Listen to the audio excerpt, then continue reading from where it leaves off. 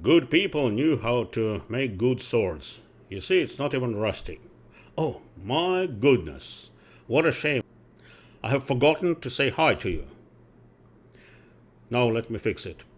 Dear ladies and gentlemen, today I would like to say a few words about firearms or about weapons in general. But more about firearms, of course. By the way, speaking about weapons, let me show you my office. Just for fun.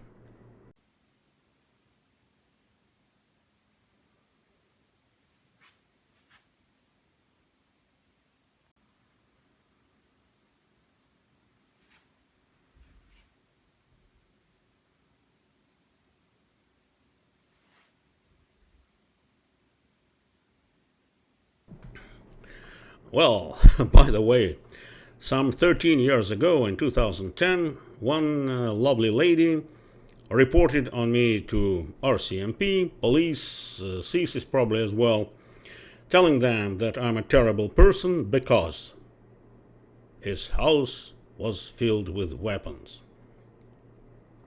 Funny, isn't it? Of course, there were no consequences because whatever I have at home is registered or doesn't need to be registered. But of course, police officers showed up at my door and checked my residence. That's fine. However, here is one interesting aspect of this topic. Some progressive people, so called progressive people, of course, with left wing views, either young or not so young, love talking and writing about how they hate and despise weapons. And they are regularly reminding us of such thing as mercy.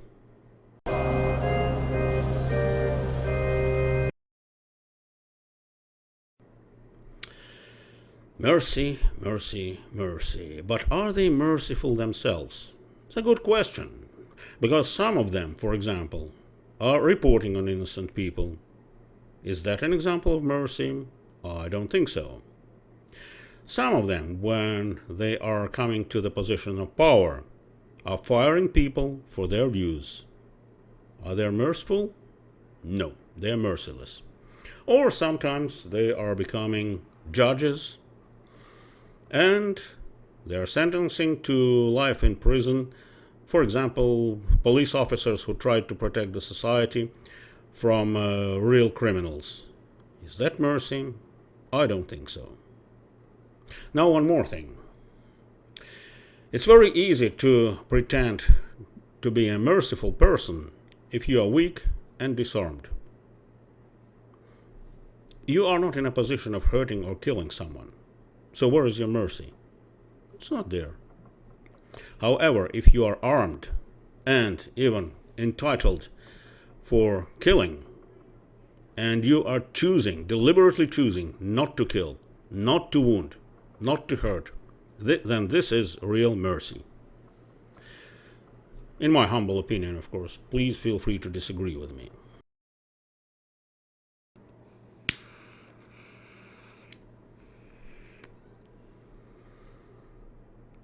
Sorry, is that okay that I'm smoking?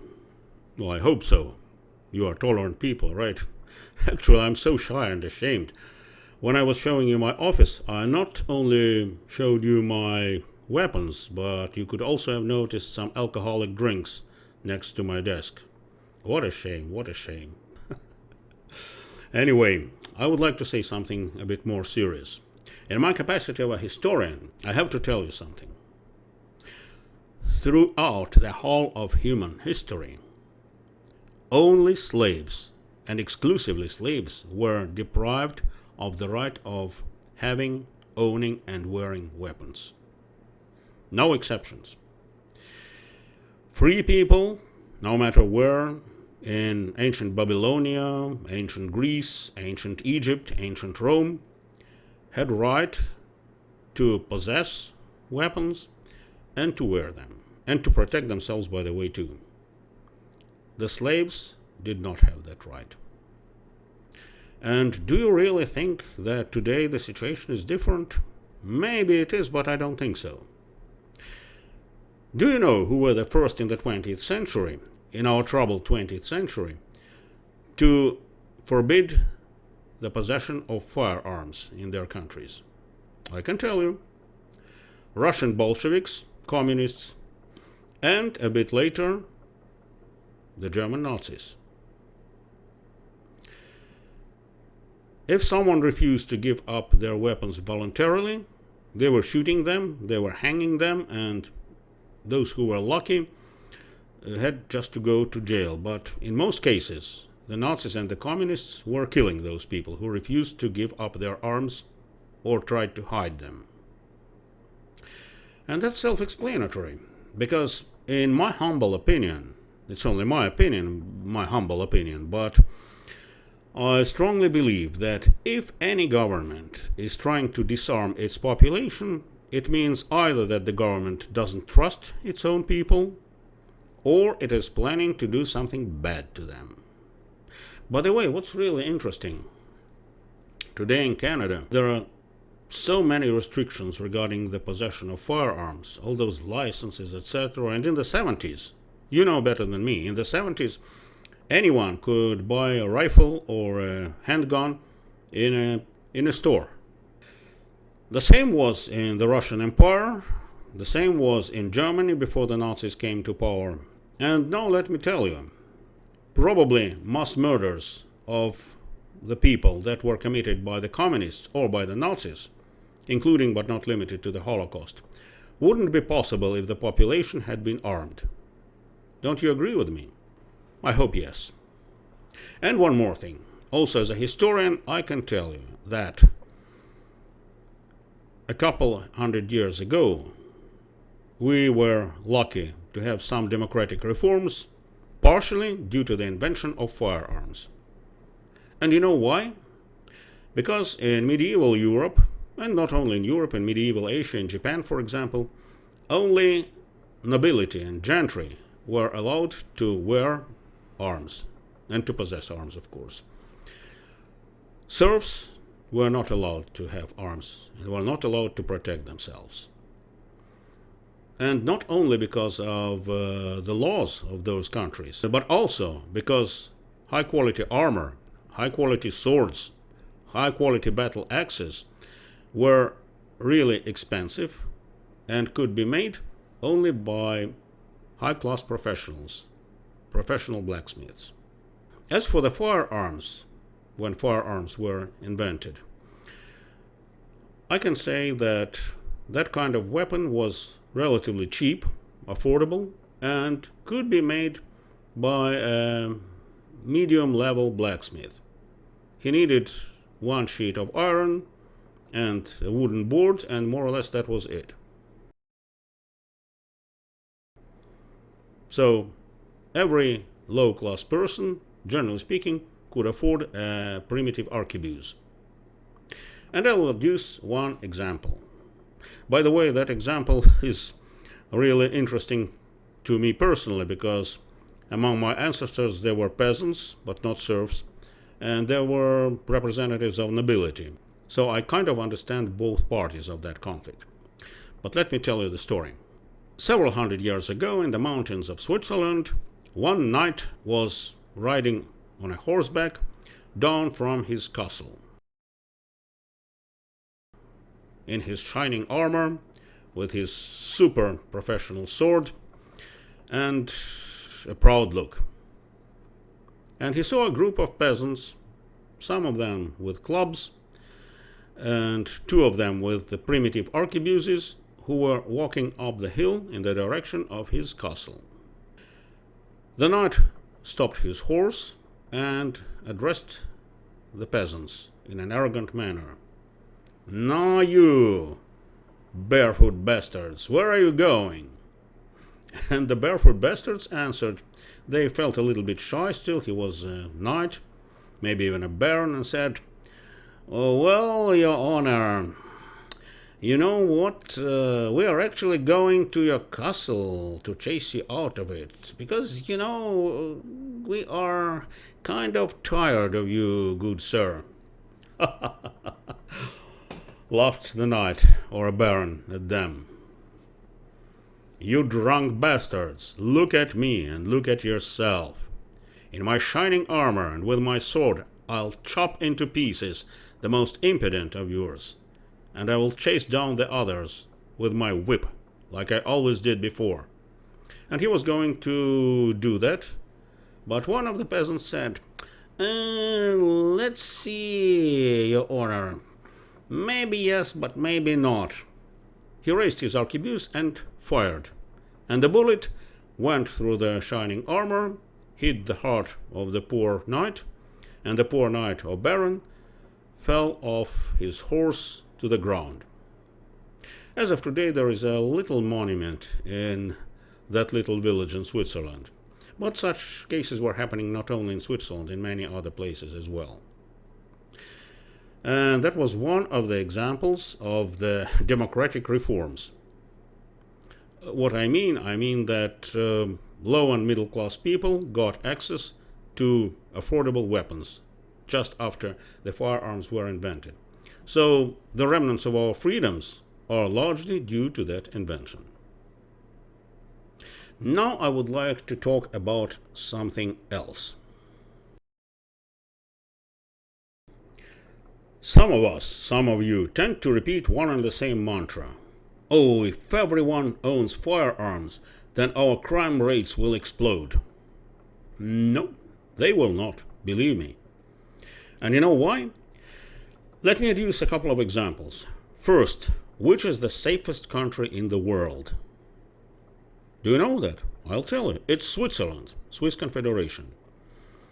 And that country is a place where every citizen is armed, has firearms, ammunition, and nevertheless, it's a safe place, the safest place on earth. We can look at another country, which until recently, probably nowadays as well, is the most dangerous place in Eastern Europe. That is Russian Federation. And up until recently, firearms were strictly banned in that country. Of course, as I mentioned before, it started after the Bolsheviks came to power in 1917, the leftists, the communists. And look, in the Tsarist Russia, in the Russian Empire, crime rates were relatively low, although everyone could get access to firearms. And it was under the communists when terrible, scary Russian mafia was born, in the society where owning firearms was strictly banned and limited to the secret services and to police and military only. Isn't it a proof of the opposite? Let me tell you something else. Some of you will remind me of those terrible mass shootings in the United States of America, especially in schools. And let me tell you, those shootings are no proof of the evil nature of firearms. They are perfect proof of the facts that your school system is screwed up and your families are screwed up, completely failed. And I can tell you, most of those kids who started shooting at their teachers and at their friends at school, of course, it's terrible that they did that. But the reason for that was their moral and mental degradation, and plus that they were bullied at school. And the school administration and teachers didn't do anything to prevent that. And this is the most disgusting thing. And let me adduce again an example from the Tsarist Russia. You know what? I don't like Tsarist Russia. I don't like Russian Empire. Not at all. My ancestors were fighting against it. But nevertheless, in the military schools for young teenagers in the Russian Empire, each and every cadet had his own rifle with ammunition in it and his own cavalry sword. And that rifle and that sword were hanging on the wall over his bed. Did they have mass shootings? No. Because nobody dared bullying his comrades and his friends. You don't want to bully a person who has a rifle and a sword over his bed. And that explains it. We need to do something with our families, where single mothers are coming back home stressed and tired and nervous. Or a father and mother, both of whom have to take two jobs, are coming home angry and tired. And of course, teenager kids don't want to see that. They are getting stressed out as well, and then they turn to violence. That's the major reason, and not the poor firearms, believe me. Finally, one more thing, and it refers to self-defense. You probably noticed that in our countries, in Western countries, self-defense is becoming more and more illegal. Traditionally, progressive left-wing people used to say, it's the government and its police who is going to take care of your safety. Is it going to take care of your safety? I'm not so sure after I witnessed BLM riots in the United States of America and Antifa riots as well. I'm not sure about that after I found out what happened in Israel in October. You know what I'm talking about. The terrorist attack. Police and army was unable to do anything, right? And more than that, in the United States of America, during the BLM riots, those people who tried to protect themselves and their family and their property, they were taken to the court, and some of them even went to jail. Not good. And it proves that not necessarily the government is going to protect you. So, I'm actually not going to encourage anyone to do anything, but I believe it's probably not a bad thing to get permission to own some firearms just in case if everything starts falling apart, and it will most likely. Of course, I definitely do not recommend to acquire firearms illegally. You will end up in jail and you won't be able to protect anybody. But get your license, learn how to shoot. Learn combat arts, by the way. If you don't have firearms, combat arts might help. And keep in mind that, generally speaking, nobody is going to protect you and your loved ones if everything starts falling apart. Actually, that's all I wanted to say. Wishing you all the best, and talk to you sometime later. Bye-bye.